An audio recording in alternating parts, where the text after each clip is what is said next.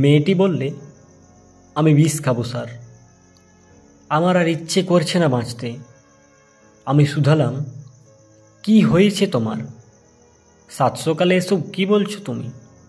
মেয়েটি বললে, সত্যি বলছি স্যার, আমার আর এক ফোঁটাও ইচ্ছে নেই বাঁচার। আমি খুব উদ্বিগ্ন হয়ে শুধালাম, কি হয়েছে তোমার বলবে তো? মেয়েটি বললে, মায়ের বয়সী এক মহিলাকে উলঙ্গ করে 4 জন ছেলে মিলে। আর বলতে পারবো না স্যার, নামতে নামতে কত নিচে নেমে গেছে সমাজটা দেখুন। আমার আর ইচ্ছে করছে না বেঁচে থাকতে।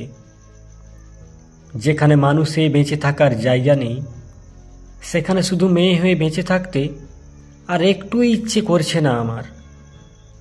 আমি বললাম, তুমি পাথর খাদানের মংলিকে জানো? মংলির কথা মনে আছে তোমার? মেয়েটি বললে, এখন আর মনে পড়ছে না কিছুই, কারো কথাই মনে পড়ছে না। সব কেমন তালগোল পাকিয়ে যাচ্ছে মাথার মধ্যে। এখন শুধু একটাই রাস্তা খোলা আছে সামনে, প্রতিবাদের শুধু একটাই রাস্তা খোলা আছে আমার। আমি বললাম, শোনো, পাথর খাদানের মংলিরও মনে হয়েছিল তাই।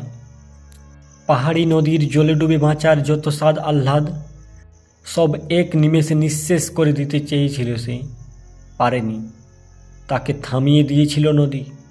নদী বলেছিল, এই মংলি, মরে গেলে তো হারে গেলি। জল থাকে মাথা খাড়া করে উঠ, এই পাথর খাদানের মাটি আর গাঁ গ্রামের মাঝে।